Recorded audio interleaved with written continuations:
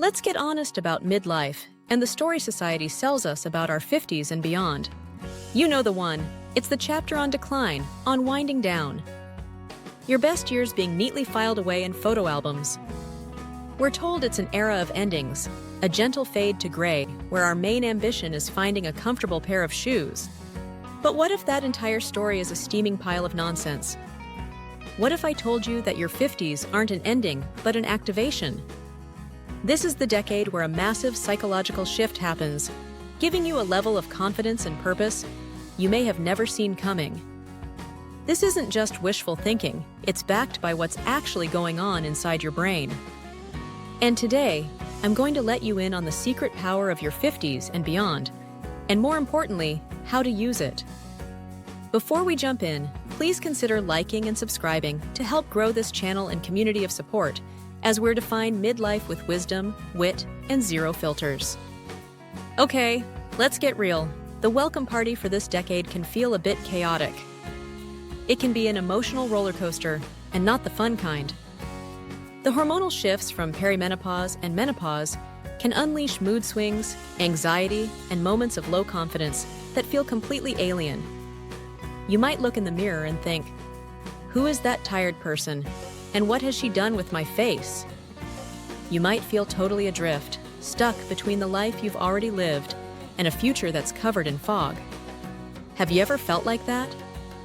Like you're standing in the middle of a bridge, not sure if you should turn back, step into the mist, or hurl yourself over the side.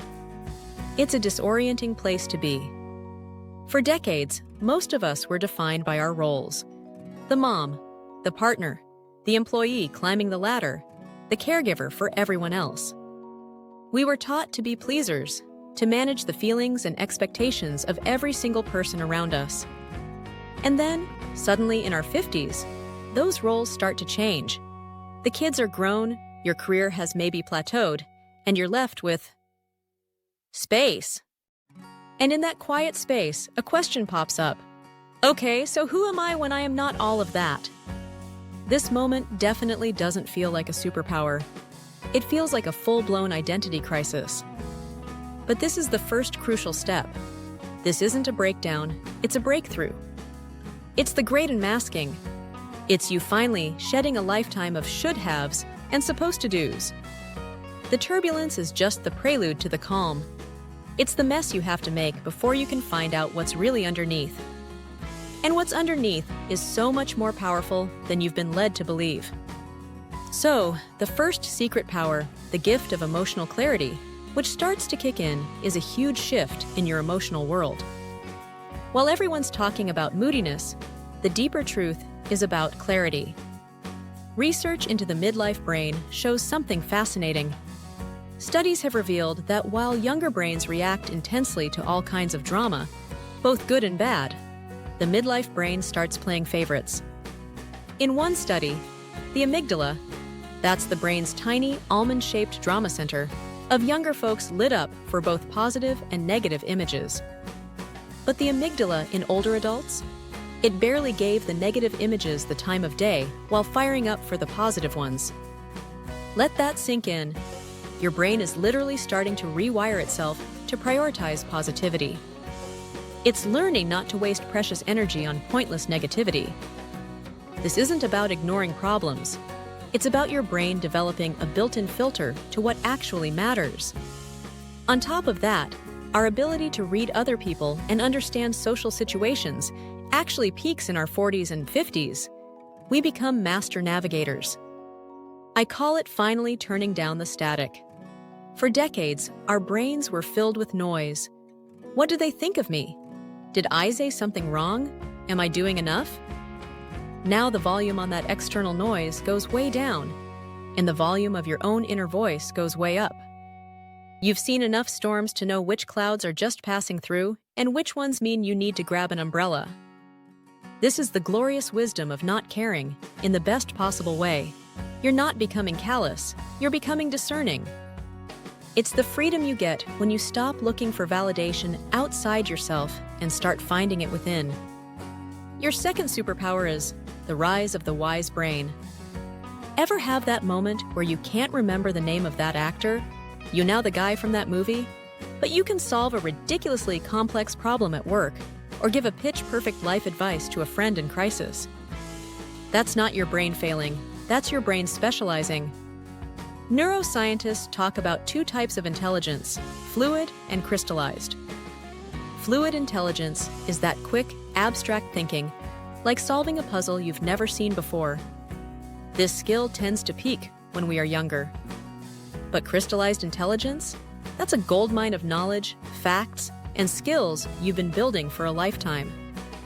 And this is where the 50-something brain doesn't just show up, it shines. Studies show that our crystallized intelligence and our vocabulary keep growing, peaking much later in life, sometimes well into our 70s and 80s. Your brain has spent 5 decades gathering data, seeing patterns, and connecting dots. It's no longer just a high-speed processor. It has become a master librarian who not only knows where everything is, but also understands how it all fits together. It becomes a master of seeing the big picture from a few key details. That's the literal definition of wisdom. So while a younger brain might be a flashy sports car, quick off the line, the 50-something brain is an all-terrain vehicle with a world-class GPS. It's not about the speed anymore. It's about knowing the terrain, seeing the alternate routes, and having the experience to get around any obstacle in your path. This is a cognitive superpower, and it's just hitting its stride. If any of this is hitting home and you're starting to look at your 50s a little differently, hit that subscribe button. We are building a community of women who are done with the old, tired story and are ready to write a much better one. Okay, so superpower number 3 is the freedom to be you. So when you mix that newfound emotional clarity with the power of the wise brain, you get the third, and honestly, the most liberating superpower of all, freedom from other people's opinions. This is the decade where so many of us finally, truly, stop letting others determine our self-worth. The big fear society sells us is the idea of becoming invisible. But what if we flip that script? What if being invisible to a world obsessed with youth is actually a superpower cloak? It's freedom from constant judgment, freedom from the pressure to be everything to everyone, freedom to wear the wild caftan, say what you really think, and do what you actually love without polling the audience first. This isn't about being reckless or selfish. It's about being authentic. That itch for reinvention so many of us feel isn't coming from a place of not having enough. It's coming from a place of uncovering what's been there all along. You're not trying to become someone new. You are finally becoming more of who you've always been, under all those layers of expectations. The kids might not need you 24 hours a day, 7 days a week. That career ladder might not look so appealing anymore. And in that space, you get to ask a revolutionary question. What do I want? Not what my family needs, not what my boss expects, but what do I actually want? This is the launchpad for your second act. Whether it's starting a business, going back to school, learning to paint, or just traveling someplace you've always wanted to go, the energy for it now comes from a deep internal well of curiosity you finally have the wisdom, time, and confidence to explore. So, how do we consciously step into this power instead of hoping it just shows up? It takes a little intention. Here are 3 things you can do to start activating it today. First, conduct a tolerations audit. Seriously, grab a piece of paper and write down everything you are currently putting up with in your life, big and small. That leaky faucet, that friend who drains your energy, a job that makes you want to cry, an obligation you only do out of habit. Use that new emotional clarity like a laser. Look at your list and ask, what am I no longer willing to tolerate? Your time and energy are your most valuable assets now. Stop giving them away to things that don't matter. Second, actively feed your wise brain. Your brain can still rewire itself and grow, but you have to give it something to work with. So, challenge it. Start with a curiosity project. Pick one thing you've always been curious about: learning Italian, understanding Renaissance art, mastering a TikTok dance, whatever. Just give it a little time each week. It's not about becoming an expert. It's about the act of learning itself. This keeps your brain flexible and proves to yourself that your capacity to grow has no expiration date.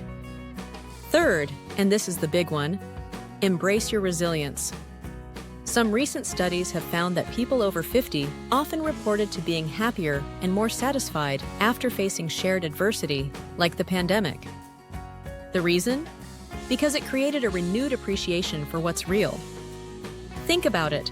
You've survived 100% of your worst days. You have navigated decades of change. That has built a deep well of strength inside you. Acknowledge it. Own it. That resilience is the foundation you can build anything on. For way too long, the narrative has been that our 50s are a door that's closing. But the truth is, it's a door that is finally swinging wide open. Opening to a room filled with wisdom you've earned, confidence you've built, and a freedom you may have only dreamed of. The world might have told you this was your time to get smaller and be quiet. But your emotional clarity, your wise brain, and your deep resilience are all coming online to tell you the exact opposite.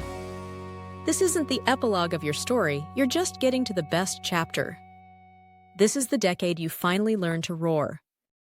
I would love to hear your story. What's one thing you've discovered about yourself in your 50s? Or what's one thing you're looking forward to? Share it in the comments below. Let's get a real conversation going. Thank you for watching today. I look forward to seeing you in the next video.